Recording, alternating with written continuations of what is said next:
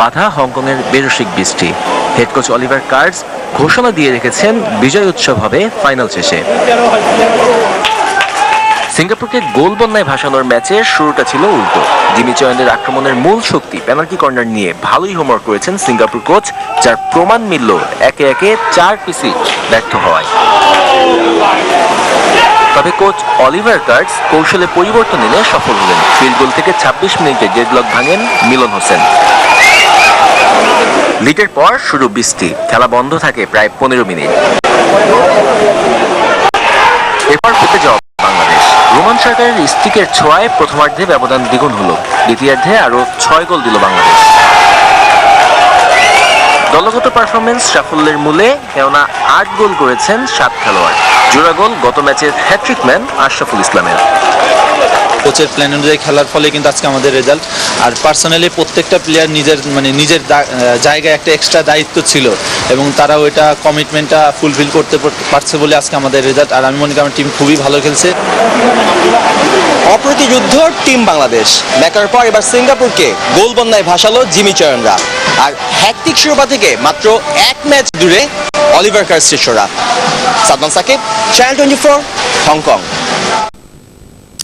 এদিকে বাংলাদেশ 32 বছর পর এশিয়া কাপের স্বাগতিক হওয়া নিশ্চিত করেছে বলে জানিয়েছেন হকি ফেডারেশনের সাধারণ সম্পাদক আব্দুস সাদেক। আগামী বছর সেপ্টেম্বরে ঢাকায় বসবে এই টুর্নামেন্ট।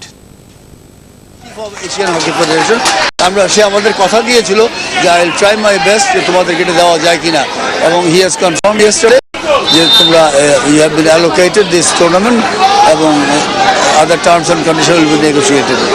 আমরা চাচ্ছি অলিভারকে রেখে দেওয়ার জন্য, এবং সাথে সাথে আমরা এবার চেষ্টা করব আমাদের ফিজিও এবং ভিডিও অ্যানালিস্টটাও আরো ভালো, যদি আমরা ট্রাই করব, আর না হলে হয়তো এটাই কন্টিনিউ করব আমরা। বিপিএল এর খবর জানাবো। অবশেষে হেরেছে খুলনা টাইটান্স, আর হারের বৃত্তেই আছে কুমিল্লা ভিক্টোরিয়ান্স। খুলনাকে 9 রানে পরাজয়ের স্বাদ দিয়েছে রাজশাহী কিংস, আর ঢাকা 32 রানে জিতেছে কুমিল্লা ভিক্টোরিয়ান্সের বিপক্ষে।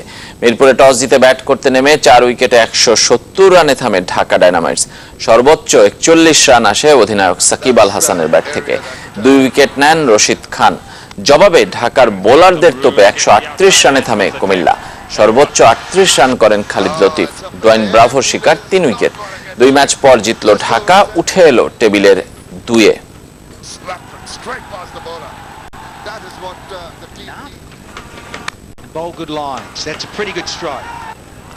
এদিকে আরেক ম্যাচে টস জিতে ব্যাট করতে নেমে 88 রানে 6 উইকেট হারিয়ে চাপে পড়ে রাজশাহী। তবে ড্যারেন স্যামির 34 বলে 71 রানে ঝড়ো ব্যাটিংয়ে 8 উইকেটে 154 রান করে রাজশাহী কিংস।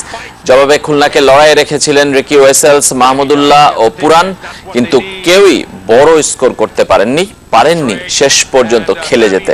তৃতীয় হারেও শীর্ষেই রয়েছে খুলনা।